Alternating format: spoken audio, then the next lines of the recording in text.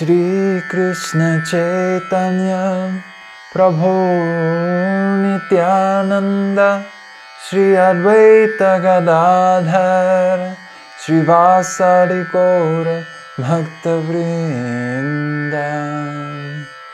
Hare Krishna, Krishna Krishna, Hare Hare, Hare Rama, Rama Rama, Hare Hare.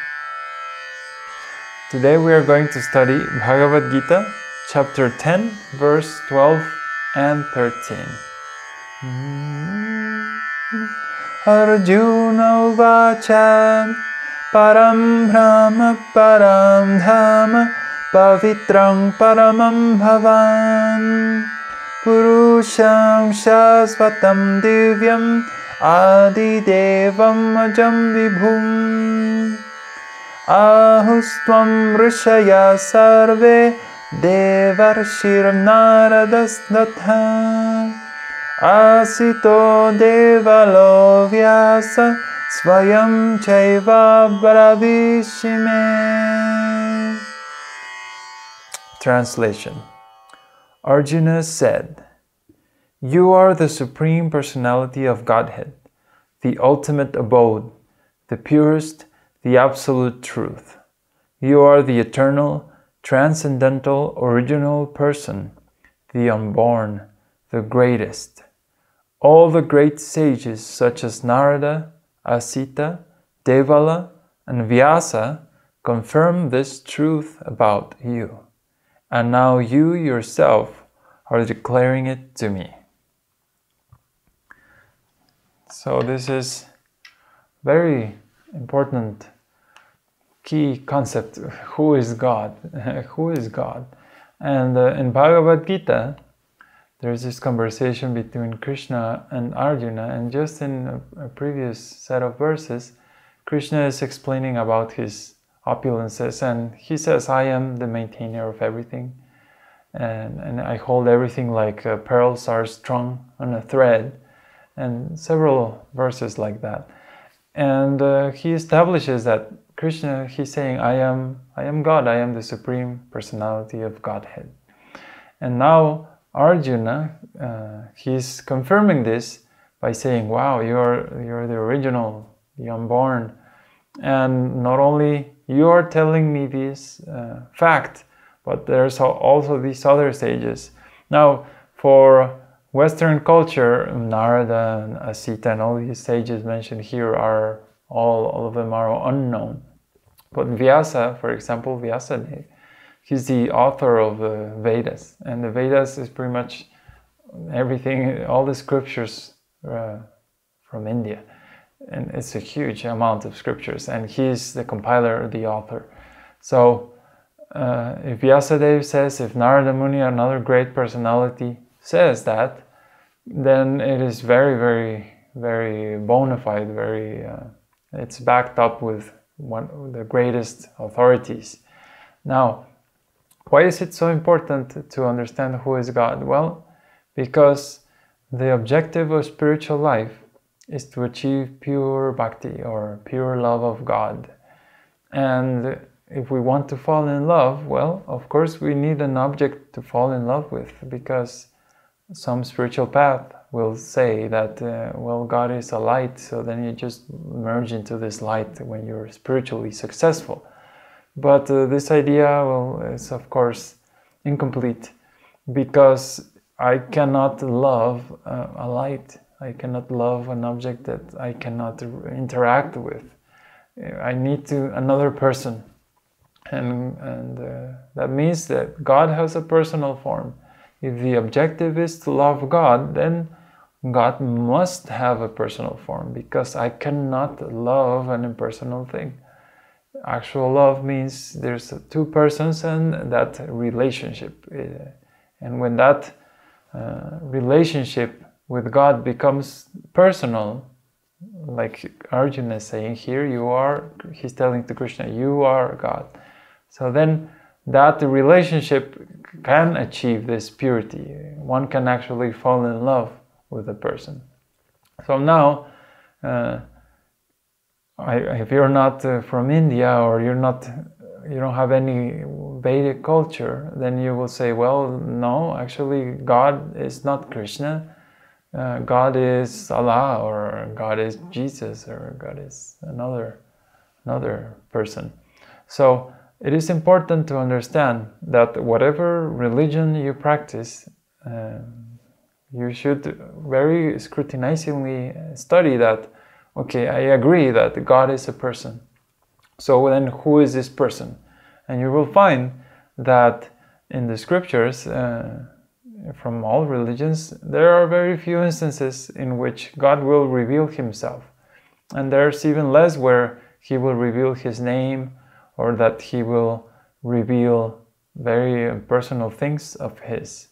Like in the Bible, for example, it's not he doesn't reveal much really. And when God appears, he's just like a voice from heaven, you know.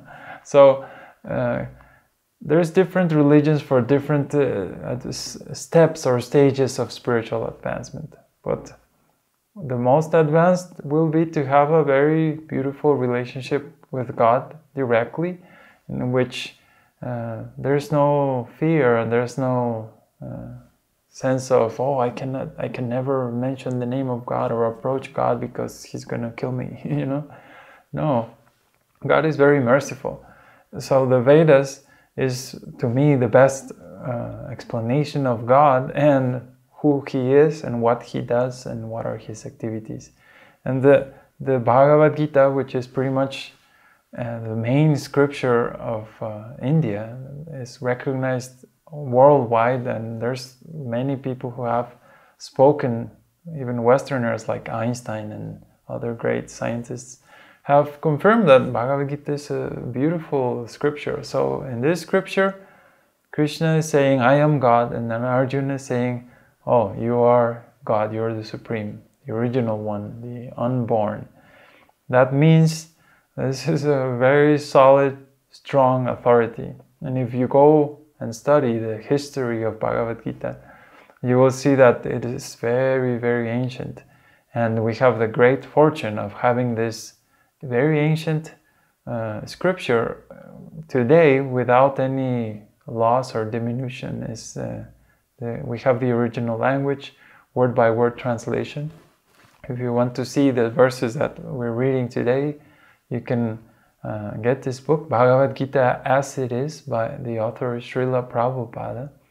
And you can see word by word translation from the original Sanskrit, and Devanagari is the script, very beautiful, and it's Sanskrit, and then word by word to English, and then into English. And so you must, at some point in spiritual life, make this choice. Who is God? Who am I going to love? Because spiritual success means pure love of God. So then I need someone to love. It's automatic. You can't escape that fact. And there's just not going around it. You have to, whatever religion you practice, you have to, if you think, okay, it's Jesus, that's okay. Then one must sing the names of God. And that is the spiritual practice recommended for this era of Kali Yuga. So if you think Jesus is God, then sing the names of Jesus. If you think it's Krishna, sing this mantra, Hare Krishna, Krishna Krishna, Hare Hare, Hare Rama, Rama Rama, Hare Hare. And accordingly to whatever religion you're practicing, just simply sing the names of God, and either congregationally or individually with beads. It doesn't matter.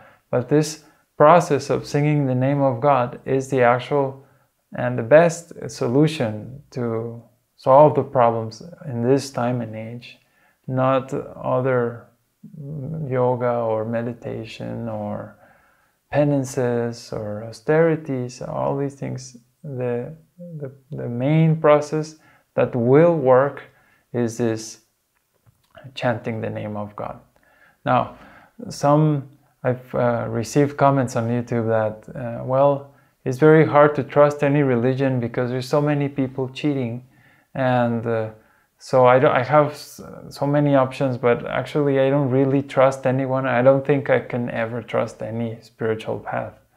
Well, you have to think about it, because if God exists and He's a person, that He must be a very kind person. Because if we were in this world and we had no access to spiritual knowledge, and if all the religions were bogus, then we would already be in hell. We have no chance to get out of this misery. So if you believe that, then it means that God doesn't exist, because then God would have to be a very cruel person, or someone who doesn't care. But that is not the fact.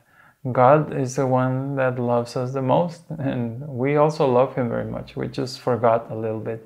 And He is, in fact, very careful that He wants us to be happy, and He will satisfy all our desires. Even if our desire is to get away from Him, He will still give that as the very best friend. So if God is a person and He exists, then He is very kind. That means there must be a true, bona fide spiritual path in this world. Maybe there's 99 that are corrupt and broken and they don't work, but at least there's one that is a true path. And that is the understanding that we should take when we undertake a spiritual career. We say, okay, now I really want a spiritual life. It sounds really good. So then one must search, what are my options, what are the spiritual paths available, and choose the best one. And in my own experience, the Vedic way is just simply superior to any other.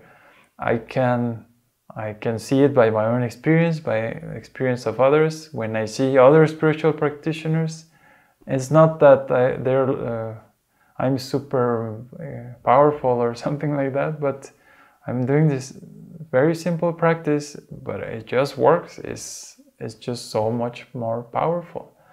To understand God is not easy. It takes a lot of intelligence. So if one takes to this process of bhakti according to the Vedic way, you will see that you become very smart, very sharp focused, and you make spiritual progress very quickly. I never experienced anything like that in any other spiritual path. So think about it, and well, there is God. He's saying Kṛṣṇa.